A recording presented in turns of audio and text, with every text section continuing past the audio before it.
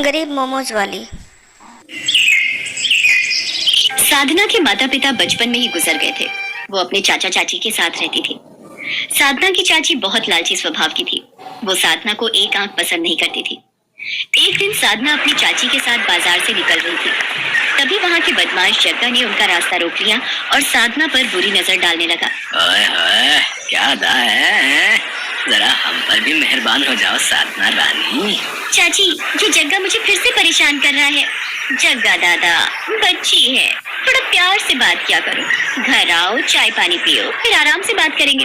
अभी हम चलते हैं। चाची, आप उस गुंडे से इतने प्यार से बात क्यों कर रही थी? प्यार से बात ना करती तो क्या लड़ाई करती? अरे वो शहर का गुंडा है, उससे पंगा लेने का मतलब है अपनी मौत को दावत देना। और तू भी ध्यान से सुन ले, घर जाकर ये बात अपने चाचा को बिल्कुल भी मत बताना। अरे भाई, गुंडों से बना कर रखनी पड़ती है, शहर में अपना रौब रहता है। साधना की चाची के मन में ना जाने क्या चल रहा था। वो जग्गा दादा से बिल्कुल भी पंगा नहीं लेती थी, बल्कि उसे और बढ़ावा देती थी। साधना के चाचा को कुछ दिनों के लिए काम से बाहर जाना पड़ा। मौका देखकर साधना की चाची ने जग्गा को घर आने का न्योता दे दिया। अरे आओ जग्गा दादा, आओ, देखो आज साधना ने अपने हाथों से पूरी पकवान बनाई है। चाची ने इस गुंडे को घर बुला लिया। अगर चाचा घर पर होते तो वो कभी भी इस गुंडे को घर में ना घुसने देते।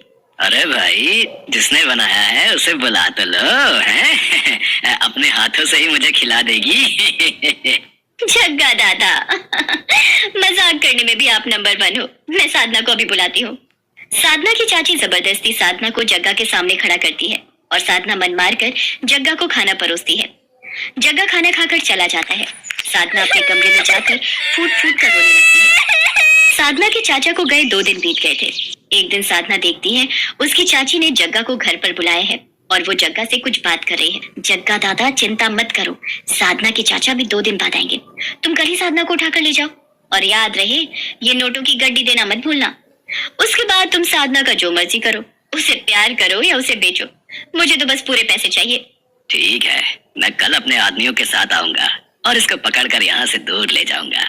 साधना अपनी चाची और जग्गा दादा की बातों को सुनकर घबरा जाती है और वहाँ से भाग जाती है। साधना के पास थोड़े बहुत पैसे थे जिनसे वो टिकट लेकर एक बस में बैठ जाती है। वो बस शिमला की थी। साधना शिमला पहुंच जाती है।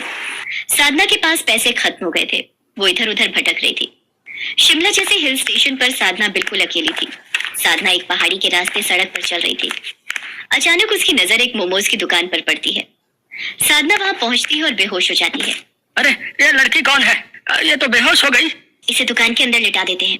बुजुर्ग व्यक्ति और उसकी पत्नी साधना को दुकान के अंदर ही लिटा देते हैं। कुछ देर बाद साधना को होश आता है और वो अपने बारे में रोते हुए उस बुजुर्ग व्यक्ति और उसकी पत्नी को बताती है। वो बुजुर्ग व्यक्ति शिमला में मोमोज की दुकान चलाता था और अपनी पत्नी के साथ मोमोज बनाकर बेचता था। साधना अपने बारे में बताते हुए रो पड़ती है। रो मत बेटा, जिसका कोई नहीं होता उसका ईश्वर होता है। तुम्हें अब वापस अपने घर जाने की कोई जरूरत नहीं है। तुम हमारे साथ ही रहो, हम तुम्हें अपनी बेटी बनाकर रखेंगे। आपका बहुत बहुत शुक्रिया। आप दोनों ने मेरी इतनी मदद की। एक मेरी चाची जिन्होंने मुझे उस बदमाश के हाथों बेचना चाहा। बाबा, मैं कैसे अपना दुख भूलूंगी? बेटी, वक्त सारे जख्म भर देता है। हमारा भी बेटा बहू के साथ हमें छोड़कर चला गया। हम दोनों बूढ़े पत्नी पत्नी भी हिम्मत हार चुके थे। शिमला जैसे हिल स्टेशन पर हम बिल्कुल अकेले थे। फिर हम दोनों ने ये मोमोज बनाकर बेचने का काम शुरू किया। फिर धीरे धीरे हिम्मत आ गई और हमने एक दूसरे के सहारे जीना सीख लिया। बाबा, मैं भी आपकी मोमोज बनाने के काम में मदद करूंगी। आप मुझे मोमोज बनाना सिखाएंगे ना? हाँ बेटी, मैं तुम्हें मोमोज बनाने जरूर सिखाऊंगा। साधना उन बुजुर्ग पति पत्नी से मोमोज बनाना सीख गई थी। अब वो भी उन्हीं की तरह अच्छे मोमोज बना लेती थी और वो उनकी सहायता भी करती थी। धीरे धीरे वक्त बीतता है। साधना को उन पति पत्नी के पास रहते हुए 1 साल बीत जाता है। साधना ने मोमोज की दुकान पूरी तरह से संभाल ली थी। अब तो उन बुजुर्ग पति पत्नी को भी दुकान की कोई चिंता नहीं रहती थी। साधना ने अपना पिछला सारा दुख भुलाकर अब अपने नए जीवन पर ध्यान देना शुरू कर दिया था। एक दिन साधना मोमोज की दुकान पर ग्राहकों को मोमोज की प्लेट बनाकर दे रही थी।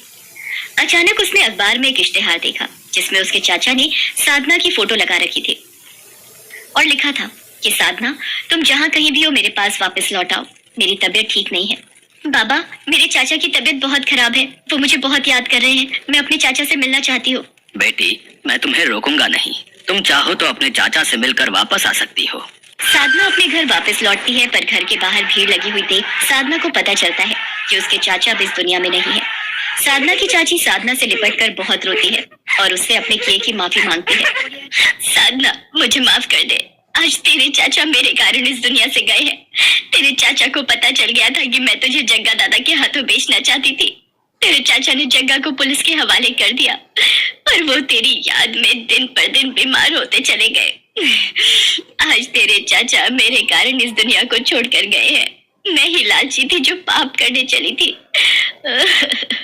अपने चाचा के गुजर जाने के बाद साधना अपनी चाची को अपने साथ शिमला ले जाती है और फिर से मोमोज बेचने का काम शुरू कर देती है। साधना की चाची उसे ये सब करते देख अपने किए बुरे कर्मों पर रो पड़ती है। रामगढ़ गांव में सुधा अपने बेटे के साथ बहुत ही खुशी से रह रही थी। सुधा को पिज्जा बहुत पसंद था। गौरव बेटा, आज मेरा पिज्जा खाने का बहुत मन कर रहा है। बाजार से जाकर मेरे लिए एक पिज्जा ले आ। ये सुनकर गौरव बोलता है, अरे माँ, बुढ़ापे में पिज्जा भी कोई खाने की चीज है? ये सब बच्चों की खाने वाली चीजें होती हैं।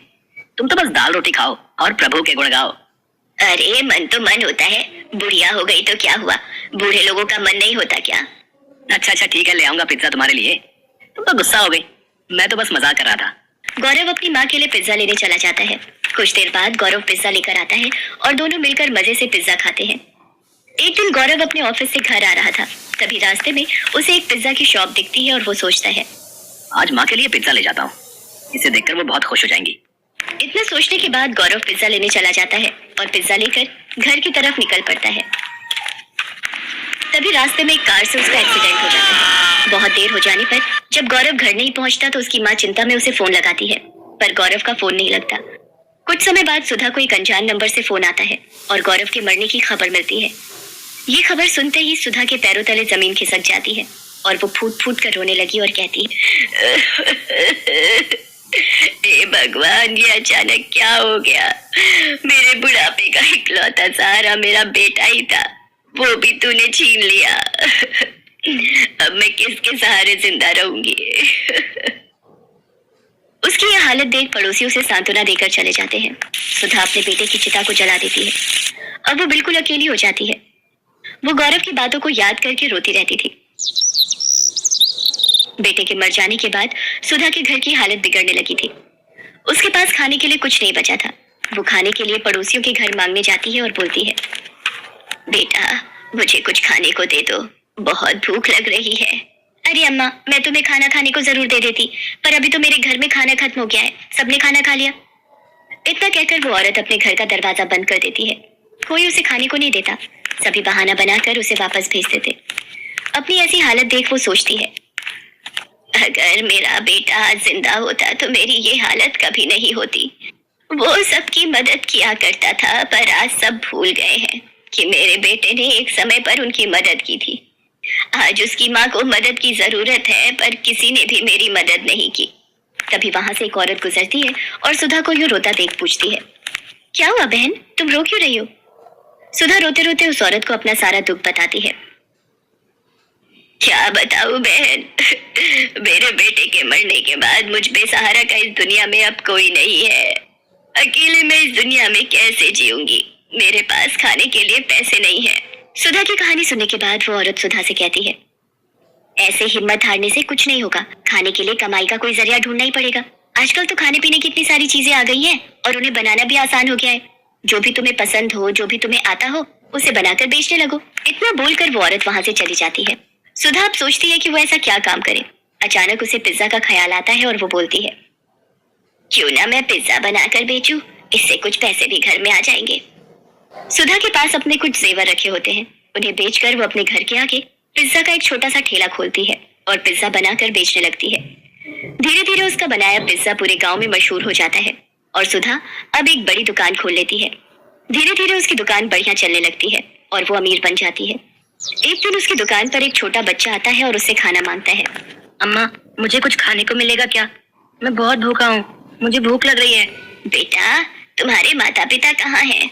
तुम अकेले दुकान में क्यों घूम रहे हो? अम्मा, मेरा नाम मोहन है, मैं एक अनाथ बच्चा हूँ। मेरे माता पिता अब इस दुनिया में नहीं है। हाँ हाँ, जरूर खाने को मिलेगा। तुम जो खाना चाहो वो खा सकते हो। तुम चिंता मत करो, आज से तुम्हारा ख्याल मैं रखूंगी। ये कहकर सुधा मोहन को गले लगा लेती है और अपने साथ अपने घर ले जाती है। उसे उस बच्चे में अपना बेटा मोहन दिखता है। वो उसका ख्याल अच्छी तरह रखती है, उसे स्कूल भेजती है और उसे पाल पोस कर बड़ा करती है।